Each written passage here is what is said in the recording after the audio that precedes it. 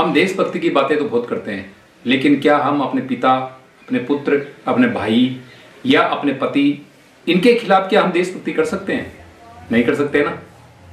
आज देख लो ना कि किसी का भी कोई देश के खिलाफ कोई काम करता है तो उसके परिवारजन उसके खड़े हो जाते हैं। परिवार तो छोड़ो, हमारी जाति का भी कोई भ्रष्टाचार करता है या कोई देश के खिलाफ काम करता है और उसके ऊपर कोई आरोप लगते हैं तो हम बचाने के लिए, उसका साथ देने के लिए हम खड़े हो जाते हैं कि ये हमारी जाति का है।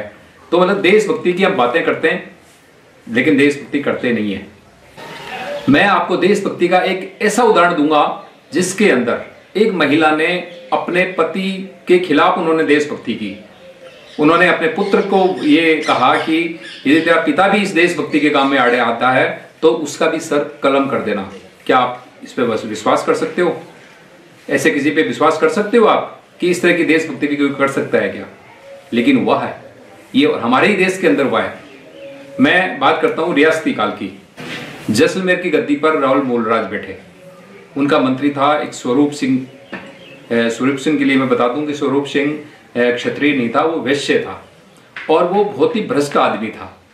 और जैसलमेर के जो रावल साहब थे वो उसके बातों के अंदर थे, यानी उसके पूरे प्रभाव के अंदर थे। वो जो भी वो कहता था वो वही काम करते थे।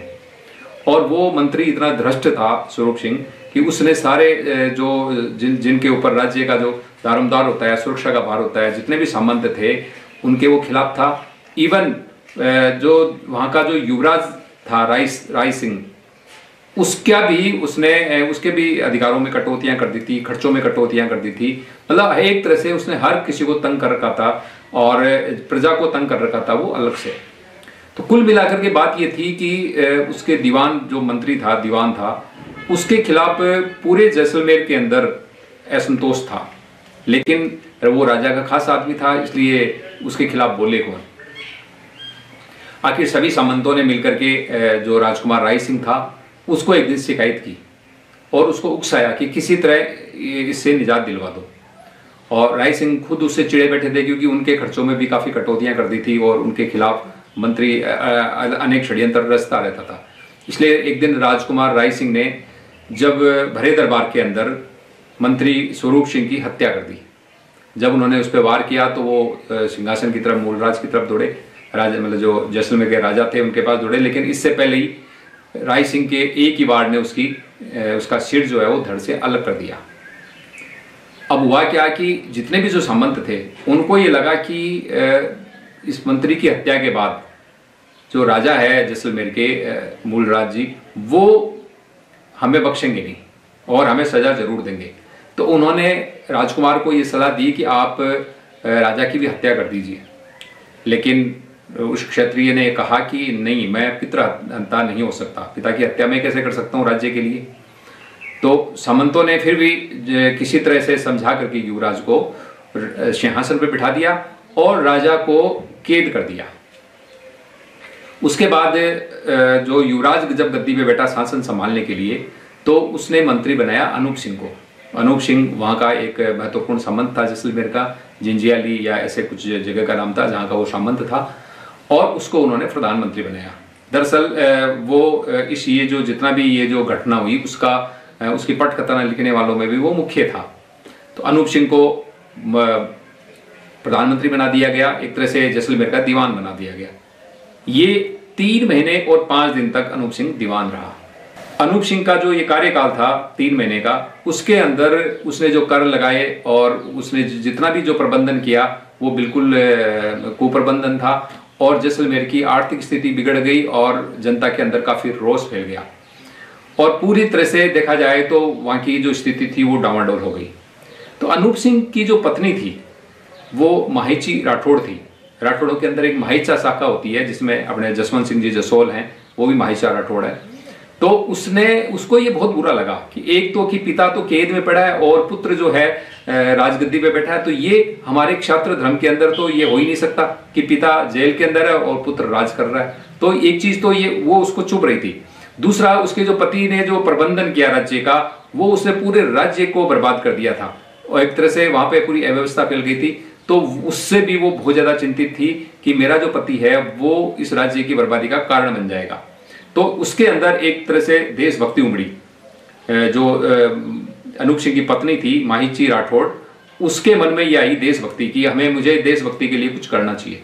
तो उसने क्या हुआ, अपने पुत्र को बुलाया। उसके पुत्र का नाम था जोरावर सिंह, और उसने जोरावर सिंह को कहा कि ये जितना भी जो कुछ हो रहा है, तेरे पिता जो कर रहे हैं वो गलत कर रहे हैं, तू एक काम कर, जा और राजा को नियंत्रण मुक्त कर दे, कैद से छुड़वा दे, तेरे जितने भी जो लोग हैं उनको इकट्ठा कर और ताकत के बल पे राजा को कारावास से छुड़वा दे। और इस कार्य के बीच में यदि तुम्हारे पिता बाधक बने तो उनका भी सर काट देना। बिल्कुल मत सोचना कि मैं देशभक्ति के बीच में ये आ गए, पिता आ गए तो उनको छोड़ दूं। तेरे को कुछ भी सोचने की जरूरत नहीं है, यदि पिता बीच में आते हैं तो उनकी भी गर्दन काट देना। और जोरावर सिंह ने यही किया। उसने अपने चाचा और कुछ अपने सहयोगियों को साथ लेकर के उसने धावा बोला और मार काट करके मचा करके वहां से राजा को कैद मुक्त करवा दिया। और इस तरह से उन्होंने एक तरह से जैसलमेर राज्य का उद्धार कर दिया। ये जो मैं बता रहा हूँ ये मेरी कोई मनगढ़ंत बात नहीं है, और ये सारी की सारी इतिहास के अंदर लिखी हुई है। हो सकता है जैसलमेर का जो स्थानीय इतिहास हो या स्थानीय इतिहासकारों ने जो इस घटना को कुछ अलग ढंग से लिखा हो, लेकिन कर्नल टोड ने ये इस तरह से लिखा है। ये देखिए, ये कर्नल टोड का राजस्थान है और ये उसका वॉल्यूम 2 है। उसके पृष्ठ संख्या 572 के ऊपर लिखा है कि मूलराज को हटाई 3 महीने और 5 दिन गुजर गए, तब एक स्त्री ने मूलराज को इस प्रतंत्रता से मुक्त कराने का निश्चय किया। यह स्त्री मुख्य षड्यंत्रकर्ता की पत्नी और युवराज की विश्वस्त सलाहकार थी।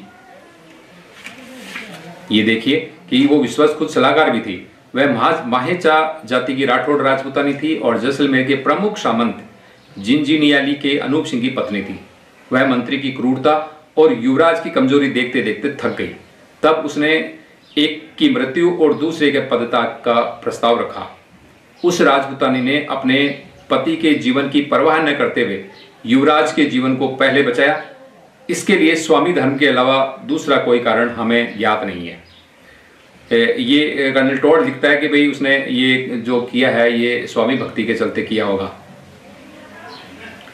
उसने अपने पुत्र जोरावर सिंह को इस कर्तव्य पालन का आदेश देते हुए कहा, यदि तुम्हारे पिता तुम्हारा विरोध करे तो कर्तव्य पालन के लिए उनका बलिदान चढ़ा देना, फिर मैं उनके मृत शरीर के साथ चिता पर चढ़ूंगी।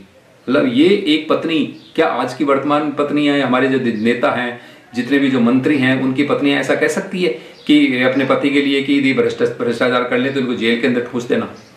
नहीं कह सकती ना। लेकिन इस महिला ने एक तरफ, इस महिला के साथ में एक तरफ खुद का सुहाग था और दूसरी तरफ देशभक्ति थी, लेकिन इसने सुहाग के बदले देशभक्ति को चुना।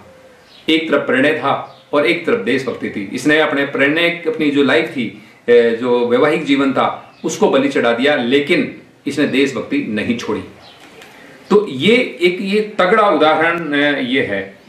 ये आगे लिखते हैं, कर्नल टोड आगे लिखते हैं कि पुत्र ने आज्ञा का पालन किया। उसने चाचा अर्जुन और बारू प्रमुख मेघ सिंह का साथ लिया और वे बलपूर्वक कारागार में घुस गए। राजा ने जंजीरों से मुक्त होने से इनकार कर दिया, क्योंकि राजा को यह लग रहा था कि कहीं मेरे खिलाफ षड्यंत्र तो नहीं है, कहीं षड्यंत्र करके कोई मुझे मार ही डाला जाए। तब तक उन्हें यह नहीं मालूम होगा कि माहिची ने उन्हें पद मुक्त करने की कार्यवाही की है। तब तक वे मुक्त नहीं होंगे। तब नकारों की ध्वनि के साथ पुनः इस बात की घोषणा की गई कि रावल मूलराज पुनः सिंहासनस्थ हो रहे हैं। नकारों की ध्वनि से राजकुमार की नींद खुली। उन्होंने सरोपा को खाट के पास रखा और देश त्याग की संपूर्ण वस्तुओं को, जैसे काला घोड़ा, काले वस्त्र आदि लेकर रावल के आगे से जैसलमेर का त्याग कर दिया। मतलब पुत्र ने भी वहां पे कोई विरोध नहीं किया। जब उनको पता लगा कि माहिची ने रावल को मुक्त करवा दिया है, तो पुत्र के लिए को था कि मैंने जो अपराध किया है मेरे लिए यहाँ पे कोई जगह नहीं है। तो उसने अपना सिरोपा यानी जो पगड़ी थी वो अपने पलंग पर रखी, और जो देश निकाले के जो होते थे उस जमाने में, जब किसी को देश निकाला दिया जाता था तो काला घोड़ा, काले वस्त्र पहन के काले घोड़े पे चढ़ करके वो आदमी देश छोड़ देता था। तो युवराज ने भी क्या किया कि अपना काला घोड़ा लिया, काले वस्त्र पहने और पिता की आज्ञा लेकर के और देश छोड़ दिया। तो दोस्तों ये देखिए कि ये उस जमाने का मतलब एक कहें कि कितना बड़ा देशभक्ति का एक उदाहरण है। उन लोगों की ये नैतिकता के अंदर देखिए, देश के लिए देखिए कि वो कोई देश के लिए एक महिला ने अपने पति के प्राणों की परवाह नहीं की। हालांकि इसके अंदर ये स्पष्ट नहीं है कि उसके पुत्र ने पिता की हत्या की नहीं की, शायद नहीं की होगी, लेकिन आगे क्या हुआ ये मतलब कि कौन कौन मरा ये नहीं बताया गया है। लेकिन इतना जरूर है कि उस महिला का निर्णय देखिए कि उसने अपने पुत्र को यहां तक की आगे दे दी कि तेरा पिता भी देशभक्ति के बीच में आता है तो उनकी भी सर कलम कर दे रहा। और पुत्र ने ऐसा ही किया, उसने एक बार भी अपनी मां को यह नहीं कहा कि मैं अपने पिता की हत्या कैसे कर सकता हूं। और आज देखिए, आज हम अपने परिजन तो छोड़ो, हम अपने समाज का कोई आदमी देश के खिलाफ कोई गद्दारी करता है, भ्रष्टाचार करता है, घोटाले करता है, हम उसके पक्ष में खड़े हो जाते हैं। तो हमारी अपनी नैतिकता देखिए और उस काल के लोगों की नैतिकता देखिए। जुड़े रहे हमारे साथ में, क्योंकि हमारे पास इस तरह की और भी बहुत कहानियां हैं जो हम आपको समय समय के ऊपर वीडियो के माध्यम से बताएंगे। धन्यवाद।